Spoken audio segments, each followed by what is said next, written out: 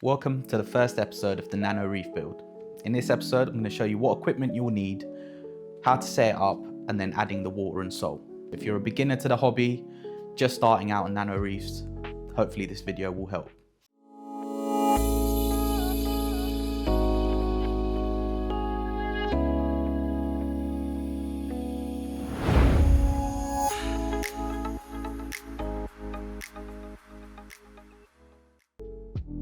Before we jump into the build, let's take a quick look at the equipment you'll need.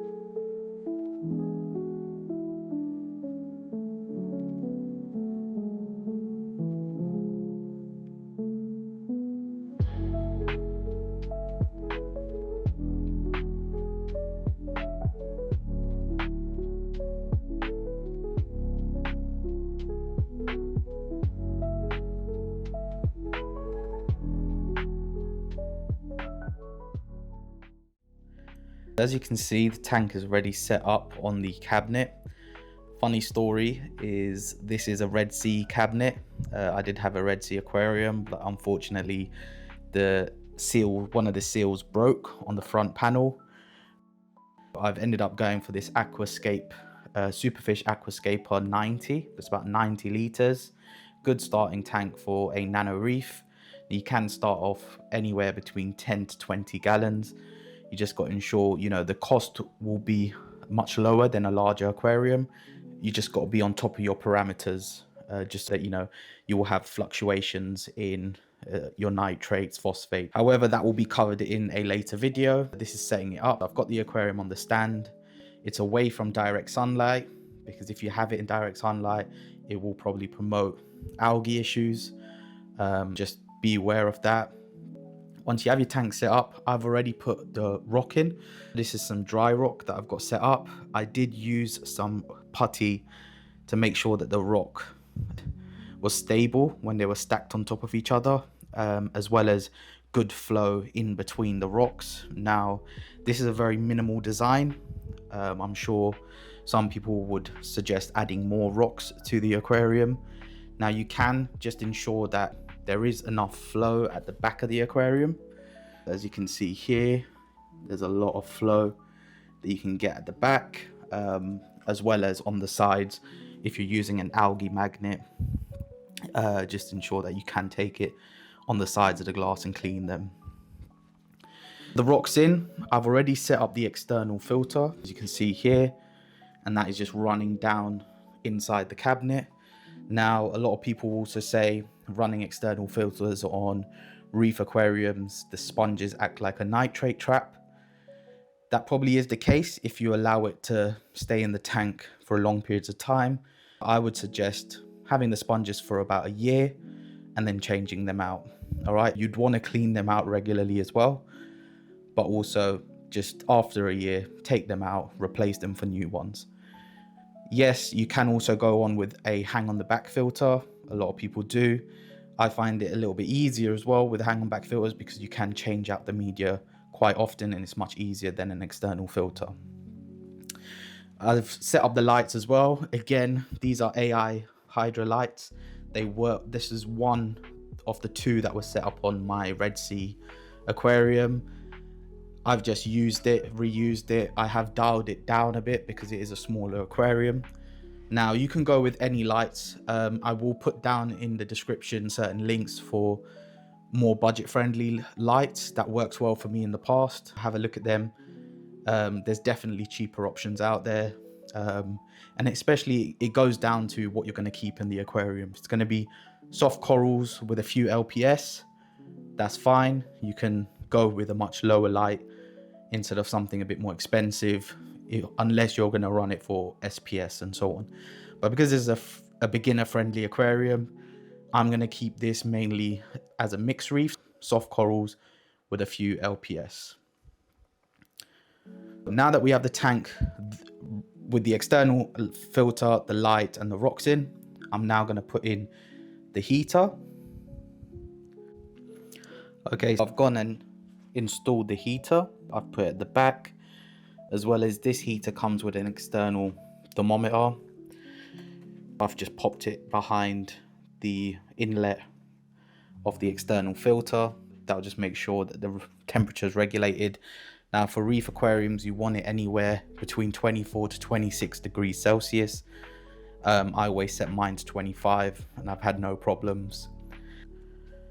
I've also gone and set up the wave maker, just put it on the side of the aquarium, just ensuring that there's enough flow going in and around the aquarium.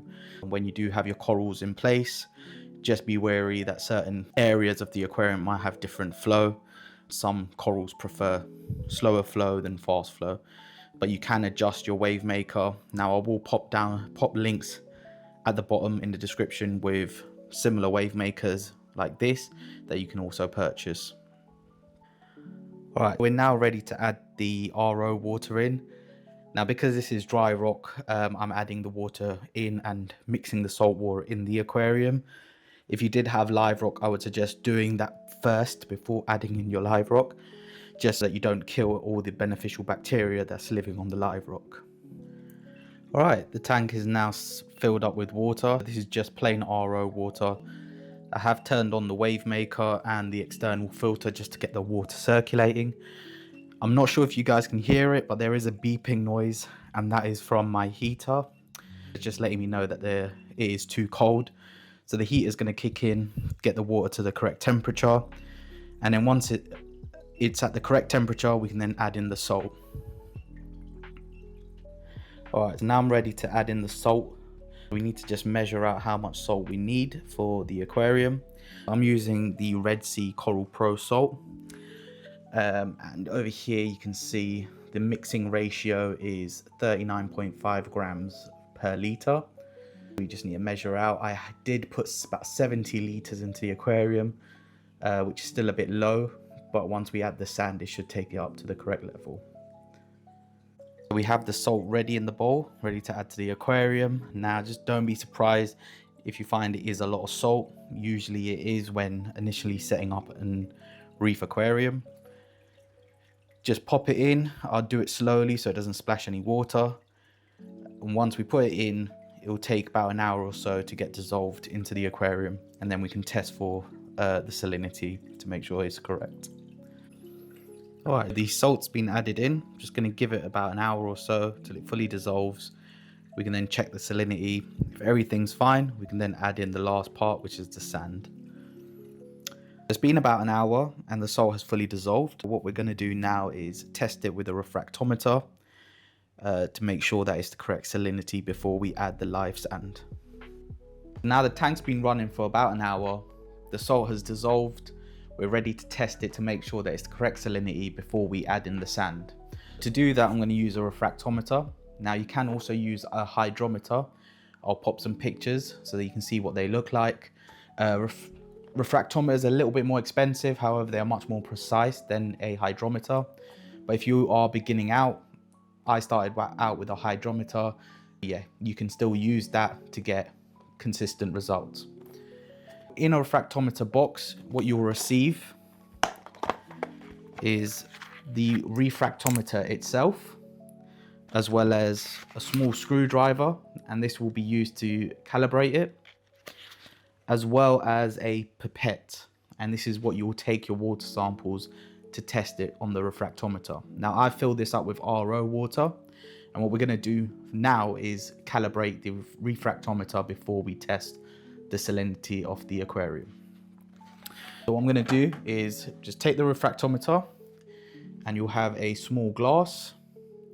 I'm just going to put in a few drops on the refractometer itself, close the glass top, and then what you're going to do is look through where the eye hole is. Just look through it towards some sort of light, and you're going to just check to see if that is on 0. And you'll see a blue line. I will put some pictures up, but you'll see a blue line, and you're just going to put your screwdriver in at the top and just make sure that that line meets 0.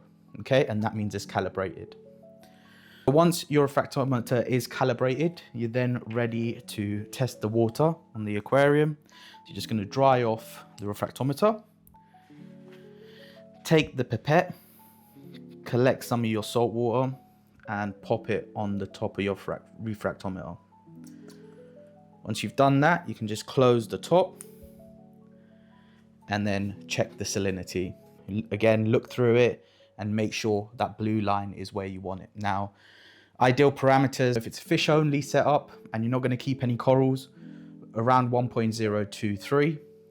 Anywhere for soft corals to SPS or LPS, you want to go between 1.024 to 1.026.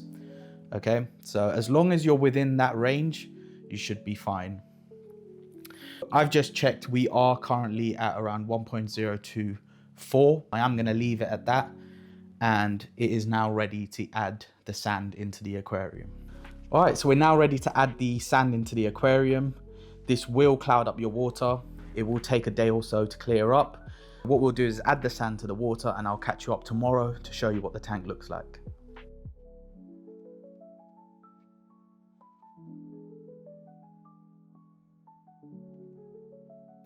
Hello everyone, it's now the following day. I'm going to show you what the aquarium looks like. It has cleared up quite a bit. Let's check it out. So you can see here the aquarium, it's still got a little bit of haze to it. However, it has cleared up quite a lot, and the haziness will reduce down in the next couple of days. Now, if you are running an aquarium with a full kit and you've got a new filter, you may have carbon in the filter. I would suggest not running it while your tank's cycling, as it inhibits the bacteria growth. I think once your tank's finished cycling, or if you ever get a problem with any chemicals in the water or any cloudiness, then run carbon. Otherwise, I would just leave it out and then just run the biological media with the mechanical filtration. The two things that I added after setting up the aquarium was I just added this small overflow. Now this is an All Pond Solutions cheap overflow filter. I just find that it cleans the surface of the water really well. So I just put in some filter floss in there and it clears up the surface of the water. And then lastly, I put in a overflow, not an auto top up. You can see there at the back, I've just got the laser, and then that runs down into a container just at the back there where I fill up with RO water. Now this is optional. You don't have to run this when you're first starting out. I would suggest, just getting a bottle of RO water. You can, on the side of your aquarium, you can just mark a line just so you know where your water level should be, and then top it up when needed, when the water level drops below that line. You can add that if you want. It just automates your fish keeping a little bit better. I've added it in. Now, yeah, that's how the aquarium's looking. It's going to cycle for a few days, for a few weeks, and then I'll be adding in some livestock, so stay tuned for that. That wraps it up for the first episode of the Nano Reef build, how to get it set up and running. Next few weeks, I'll be adding in some livestock, hopefully some corals and fish. I will also be attending the Aqua H event that's on the 21st of September. I'll be there. I'll make a video showing you all the different suppliers and the corals and all the other goodies. So stay tuned. And if you can, hit that like and subscribe button. It's much appreciated, and hopefully I can bring you more content in the future. Thank you.